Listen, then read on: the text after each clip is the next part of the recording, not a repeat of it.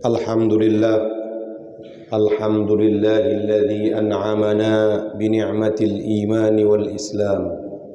Walhamdulillahilladzi an'amana bi ni'amihi walhamdulillahi ala kulli hal. Ashhadu an la ilaha illallah wa ashhadu anna sayyidana Muhammadan abduhu wa rasuluhu wa nabiyyuhu wa safiyyuhu wa ballagha ar-risalah wa addal amanah wa jahada fi sabilillah hatta atahul yaqin. Allahumma salli wa sallim wa barik ala sayyidina Muhammadin fil awwalin wal akhirin. Allahumma salli wa sallim wa barik ala sayyidina Muhammadin fil alamin. Allahumma salli wa sallim wa barik ala sayyidina Muhammadin في كل وقت وحين. فيا أيها المسلمون أوصيكم ونفسي بتقوى الله العلي العظيم والذي خلقنا من طين.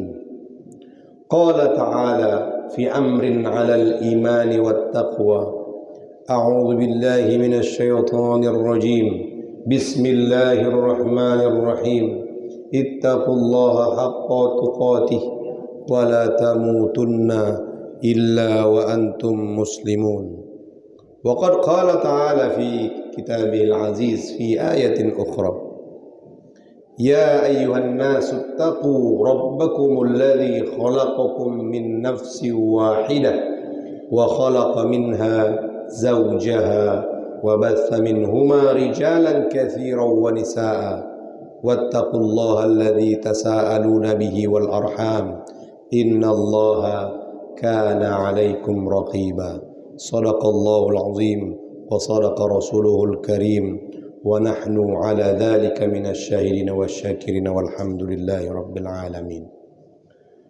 Saudara-saudaraku jamaah Jum'ah yang dirahmati Allah subhanahu wa ta'ala, sebagai hamba Allah yang subhanahu wa ta'ala yang merendahkan diri kita di hadapannya, maka marilah kita mengucapkan alhamdulillahi rabbil alamin, puji dan syukur kepada Allah subhanahu wa ta'ala yang Allah masih memberikan kesempatan bagi kita untuk menambah pundi-pundi amal dan pahala kita sebelum ajal menjemput.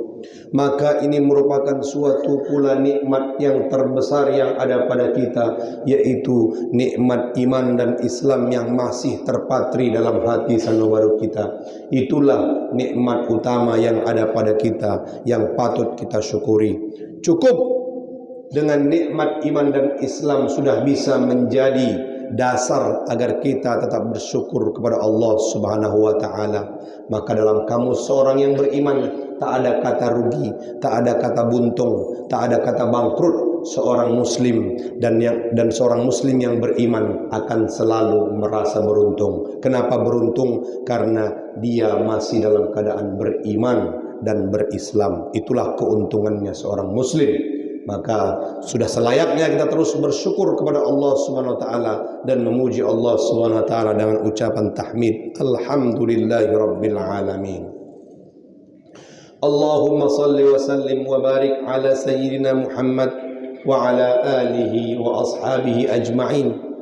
Berselawat kepada Rasulullah sallallahu alaihi wasallam merupakan suatu perbuatan, suatu ucapan yang mana orang yang mengucapkan salawat akan dibalas oleh Allah subhanahu wa ta'ala juga salawat kepada orang tersebut. Man shalla alayya wahidatan sallallahu alaihi asharan. Siapa yang berselawat sekali kepadaku, kata Rasulullah, maka Allah akan memberikan salawat juga kepada orang tersebut sebanyak 10 kali. Kalau Allah sudah berselawat kepada kita, maknanya kita adalah hambanya yang sangat diridoinya. Maka bila Allah sudah meridhoi hambanya, sudah pasti hamba tersebut akan masuk ke dalam jannahnya Allah subhanahu wa ta'ala. Semoga dengan banyaknya kita berselawat, semoga dengan senantiasa kita berselawat, kita menjadi hamba Allah subhanahu wa ta'ala yang diridhoi Allah dan mendapatkan jannahnya. Allahumma amin ya rabbal alamin.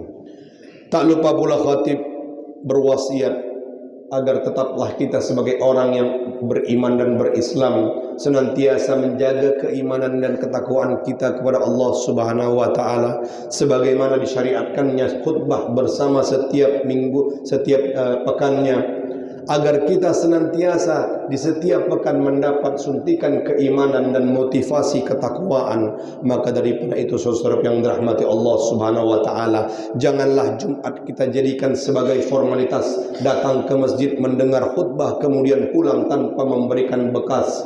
Maka daripada itu jadikanlah momentum setiap Jumatnya khutbah yang kita dengarkan menjadi sarana untuk mempertebal iman kita kepada Allah Subhanahu wa taala dan memberikan motivasi kita untuk semakin kukuh berjuang menegakkan kalimat la ilaha illallah Muhammadur Rasulullah. Kemudian adapun yang ingin khatib sampaikan di hari yang penuh keberkahan ini, di hari Jumat yang penuh dengan rahmat Allah Subhanahu wa taala, Allah berfirman dalam Al-Quran, A'udzu billahi minasyaitonir rajim. Bismillahirrahmanirrahim. I'lamu annamal hayatud dunya la'ibu wa lahu wa zinatun wa tafakhurun bainakum wa takathurun fil amwali wal aulad kamathali ghaisin a'jabal kuffara nabatuhu thumma yahiju fatarahu musfarra thumma yakuna hutama wa fil akhirati adzabun syadid wa maghfiratun minallahi wa ridwanun wa mal hayatud dunya illa mata'ul ghurur.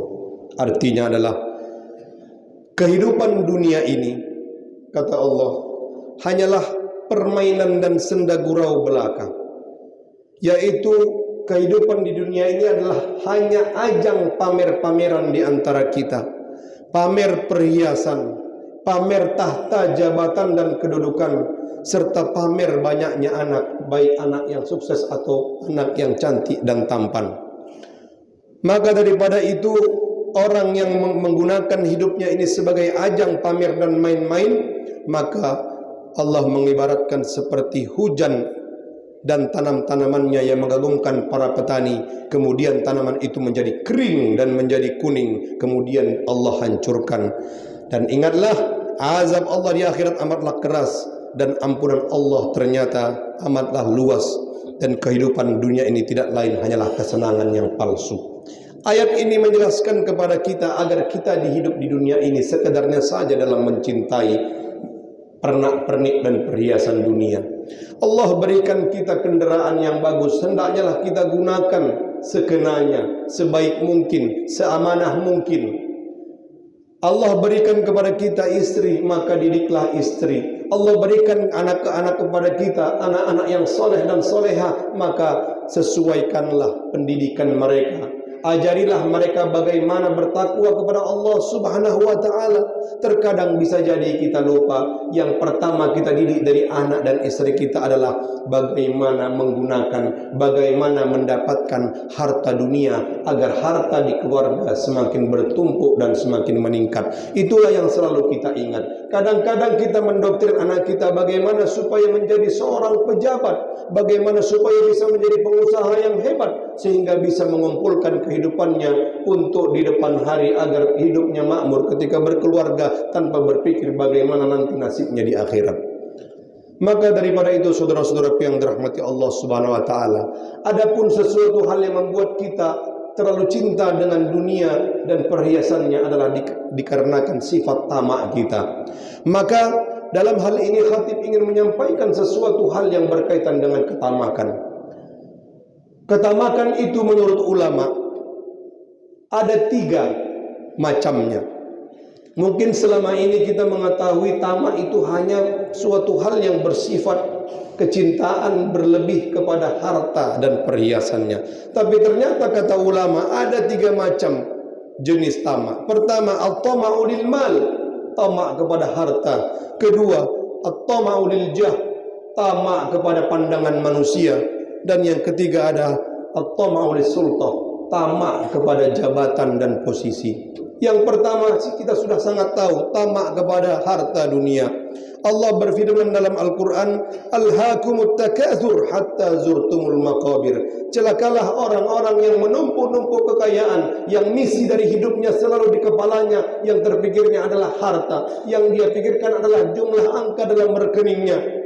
Maka apa kata Allah? Hatta zurtumul maqabir. Mereka akan berhenti memikirkan angka-angka dan harta tersebut ketika tubuh mereka sudah dimasukkan ke dalam kubur-kubur mereka.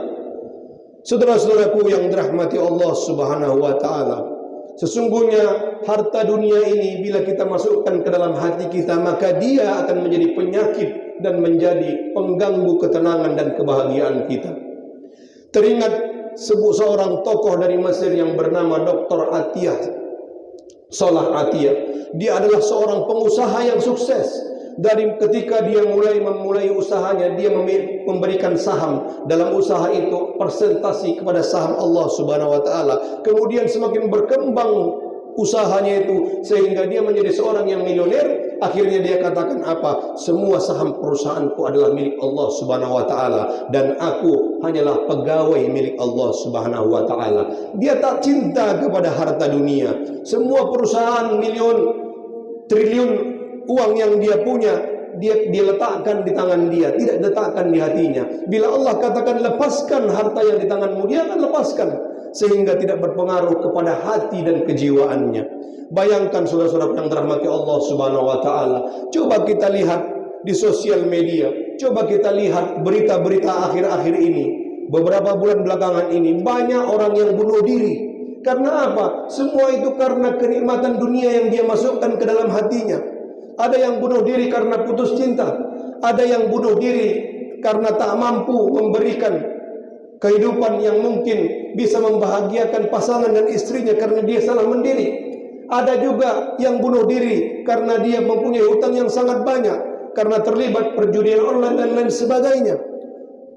Maka jawabannya adalah harta dunia, perhiasan dunia, kesenangan dunia ini cukuplah kita genggam di tangan kita.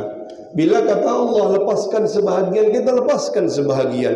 Bahkan bila Allah katakan lepaskan semua, maka lepaskan semua.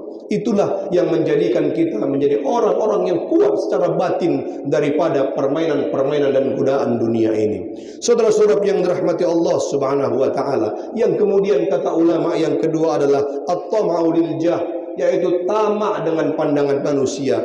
Jadi orang yang suka, yang selalu kepingin dirinya dipuji-puji oleh orang lain, selalu yang ingin dianggap sebagai seorang ketua dan pemimpin, seorang yang melakukan suatu kebaikan supaya dikatakan dia adalah orang yang baik, orang yang suka berderma agar dikatakan seorang dermawan. Ini menurut ulama adalah termasuk dari ciri-ciri orang-orang yang tamak, yaitu tamak dengan pujian manusia. Maka orang-orang yang seperti ini, dia akan enggan melakukan kebaikan, dia akan enggan beramal ketika orang lain tidak ada di sekitarnya, tidak ada media yang menjepretnya, tidak ada media yang merekamnya, sehingga segala perbuatannya tidak didasari karena keinginan dari hati nurani yang paling dalam, tapi melainkan dikarenakan penyebab ada mata orang lain, ada mulut orang lain, ada komentar orang lain yang akan memberikan komentar untuknya. Saudara-saudara yang dirahmati Allah, kata ulama, orang-orang yang seperti ini adalah orang yang melakukan perbuatan syirik yang kecil. Memang syirik kecil, tapi dosanya luar biasa besar. Karena kata ulama, orang seperti ini seolah-olah dia tidak menyembah Allah ketika dia beribadah. Seolah-olah saat dia beribadah, dia menyembah mata manusia, dia menyembah mulut manusia, dan dia menyembah komentar manusia. Kemudian saudara-saudaraku yang dirahmati Allah Subhanahu wa taala, adapun tamak yang ketiga adalah at-tama'u lis-sultah, kata ulama. Apa itu tamak lis-sultah? Tamak lis-sultah adalah tamak selalu pengen, selalu berhasrat, selalu berorientasi dan berobsesi untuk mendapatkan jabatan dan kekuasaan. Ini pun kata ulama adalah orang yang bakal tenggelam dengan obsesi dan motivasinya ini sendiri. Boleh kita jadi pejabat, tapi jangan jadikan itu sebagai orientasi kita hidup di dunia ini. Jabatan bila diberikan kepada kita, kita selesaikan dengan cara yang amanah, kita tuaikan dengan sebenar-benar bagaimana cara menunaikannya. Tapi tak kita pula meminta-minta jabatan sehingga kita dianggap pula seperti yang dikatakan ulama adalah orang yang tamak dengan jabatan dan kekuasaan. Tapi bila ada yang mengamanahkan kita, bila ada yang meminta kita, bila ada yang mengharapkan kita menjadi pemimpin yang dianggap kita bisa mengayomi, bisa memberikan perbaikan kepada masyarakat, kepada bangsa, kepada negara, maka insya Allah tekadkan bismillah, aku siap menjadi pemimpin dan bukan tipikal orang-orang yang meminta jabatan dan berhasrat ingin menjadi pejabat. Saudara-saudara yang dirahmati Allah Subhanahu wa taala, adapun kesimpulan daripada penjabaran tentang tamak yang barusan kita sampaikan, yaitu sungguh yang pertama adalah ketamakan itu adalah suatu keinginan yang tak akan pernah habis. Wailul likulli humazah alladzi jama'a malahu wa'addadah yahsabu anna malahu akhladah. Celakalah orang yang suka mencela, kemudian orang-orang yang suka mengumpul-ngumpulkan hartanya dan selalu menghitung-hitungnya. Lalu Allah mengatakan yahsabu anna malahu akhladah, seolah-olah dia pikir harta dan kesenangan duniawi dia itu bisa kekal selamanya. Dan kemudian ketamakan itu adalah dalam Islam sebagai aib yang memunculkan kebatilan kepada siapapun yang punya sifat tamak. Maka orang yang tamak, orang yang selalu menginginkan harta duniawi yang masuk dalam hatinya, yang selalu menginginkan pujian orang lain, yang selalu gila dengan jabatan dan orientasi kepada jabatannya terlalu tinggi, maka bisa dipastikan orang seperti ini adalah orang-orang yang bisa menghalalkan segala cara, bahkan menghalalkan apa yang diharamkan Allah Subhanahu wa taala demi mencapai ketamakan yang dia inginkan tadi itu. Saudara-saudara yang dirahmati Allah Subhanahu wa taala, lalu ketamakan itu juga adalah dapat menggelincirkan orang dari jalan yang benar dan bahkan bisa menjatuhkan dia kepada perangkap yang merugikan dirinya sendiri. Yang pertama kata ulama, orang yang tamak akan ditipu oleh dirinya sendiri. Ketamakan seseorang akan membuat dia melakukan berbagai cara. Dia akan terlena dengan obsesi-obsesi, tujuan-tujuan ketamakan yang dia inginkan, sehingga akhirnya Allah menjatuhkan dia sejatuh-jatuhnya, bahkan Allah akan menghinakan dia. Itulah dia dengan ketamakannya akan ditipu oleh dirinya sendiri, seolah-olah yang dia kejar itu akan dia dapat, padahal belum tentu. Bisa jadi belum dapat apa yang dia harapkan, sudah Allah jatuhkan dan sudah Allah hancurkan dari sebelum dia mendapatkan hal tersebut. Yang kedua kata ulama, orang yang tamak cenderung gampang untuk ditipu, bahkan selain ditipu diri sendiri juga ditipu oleh orang lain. Bayangkan berapa banyak orang yang mendapatkan SMS berhadiah mobil, berhadiah uang ratusan juta, cepat dia membalasnya, cepat dia merespon, bahkan dia menuruti kata-kata orang yang menipu dia melalui SMS, melalui WhatsApp dan lain sebagainya. Karena apa? Karena mungkin di hatinya terbersit ketamakan. Seharusnya dia kritis, kenapa harus aku yang mendapatkan hadiah? Kenapa segampang itu aku mendapatkan hadiah? Tapi karena ketamakannya melampaui batas-batas logikanya, sehingga dia tertipu dengan ketamakan yang ada pada dirinya. Na'udzubillahi min dzalik. Dan kemudian saudara-saudara yang dirahmati Allah, yang terakhir, ketamakan itu adalah sesuatu hal yang tidak berguna di hadapan Allah Subhanahu wa taala. Allah berfirman dalam Al-Qur'an, "Man kana yuridul hayatad dunya wa zinataha nuwaffi ilaihim a'malahum fiha wa hum fiha la yubkhasun." Kata Allah, siapa yang hidupnya hanya semata-mata mencari dan menginginkan kemaslahatan dunia ini saja, apa kata Allah? Akan kami berikan apa yang dia mau di dunia ini. Tapi kata Allah Subhanahu wa taala, tetapi di akhirat apa yang mereka perbuat di dunia ini dari kebaikan dan lain sebagainya tidak akan pernah kami perhitungkan sebagai amal baik. Kemudian Allah mengatakan, ulaikal ladzina laisa lahum fil akhirah illa an-nar. Dan tak ada yang pantas bagi orang-orang yang tamak, yang hanya menginginkan kesenangan dunia, kecuali nerakalah bagi mereka. Wa habita ma sana'u fiha wa batilun ma kanu ya'malun. Dan Allah menghancurkan semua kebaikan-kebaikan yang pernah mereka lakukan, karena mereka tak pernah melakukan kebaikan karena mengharapkan ridha Allah Subhanahu wa taala. Sebagaimana yang mereka lakukan, itulah yang Allah berikan ganjaran atas perbuatan mereka. Saudara-saudaraku jamaah Jumat yang dirahmati Allah Subhanahu wa taala, demikianlah khutbah pada Jumat yang berbahagia dan penuh rahmat Allah Subhanahu wa taala. Mudah-mudahan kita dapat mendapatkan sedikit banyak manfaat dan motivasi keimanan beserta ketakwaan, sehingga kita menjadi orang-orang yang tidak terlalu tamak dengan kehidupan dunia dan kesenangannya. Marilah kita berbagi kepada orang lain, walaupun terkadang kita lupa apa-apa yang mungkin kita anggap hasil daripada keringat kita sendiri, kita anggap 100% adalah milik dan hak kita. Bisa jadi Allah Subhanahu wa taala yang masuk ke dalam rekening dan dompet kita, Allah titipkan hak-hak fakir miskin dan anak yatim. Allah titipkan hak-hak tetangga samping sebelah rumah kita.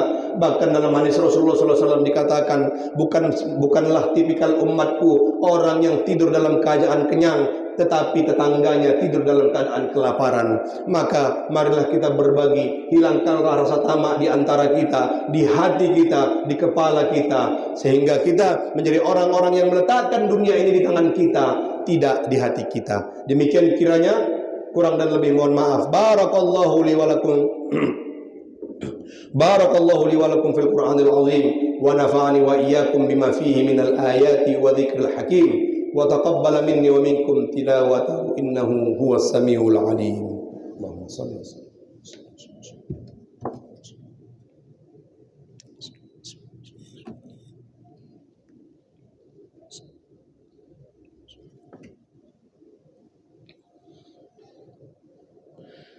Innal hamdalillah nahmaduhu wa nasta'inuhu wa nastaghfiruhu wa nastahdihi wa na'udzu billahi min shururi anfusina wa min sayyiati a'malina. May yahdihillahu fala mudilla lahu wa may yudlilhu fala hadiya lahu. Asyhadu an la ilaha illallah wa asyhadu anna sayyidana Muhammadan abduhu wa rasuluh. Allahumma salli wa sallim wa barik ala sayyidina Muhammadin wa ala alihi wa ashabihi ajma'in. Faya ayyuhal muslimun, usikum wa nafsi bitaqwallah al-aliyyul azim. Inna Allah amarna bil imani wa amarna bit taqwa, wa inna Allah amarna bi amrin azim. Amarna bis salatu wassalamu ala habibina al-Mustafa Muhammad sallallahu alaihi wasallam. قال تعالى في كتابه الكريم: أعوذ بالله من الشيطان الرجيم، بسم الله الرحمن الرحيم، إن الله وملائكته يصلون على النبي يا أيها الذين آمنوا صلوا عليه وسلموا تسليما. اللهم صل وسلم وبارك على سيدنا محمد وعلى آله وأصحابه أجمعين. اللهم اغفر للمسلمين والمسلمات والمؤمنين والمؤمنات الأحياء منهم والأموات، إنك سميع قريب مجيب الدعوات ويا قاضي الحاجات. اللهم اجعل جمعنا هذا جمعا مرحوما وتفرقنا من بعده تفرقا معصوما. اللهم سهل أمورنا يا الله وأمور والدينا وأمور بلادنا إندونيسيا ما دامت السماوات والأرض. ربنا آتنا في الدنيا حسنة وفي الآخرة حسنة وقنا عذاب النار والحمد لله رب العالمين. عباد الله، إن الله يأمر بالعدل والإحسان وإيتاء ذي القربى وينهى عن الفحشاء والمنكر والبغي يعظكم لعلكم تذكرون. فاذكروا الله العظيم يذكركم واشكروه على نعمه يزدكم واسألوه من فضله يعطيكم. واستغفر الله لي ولكم ولسائر المسلمين والمسلمات فاستغفروه إنه هو الغفور الرحيم. أقيموا الصلاة.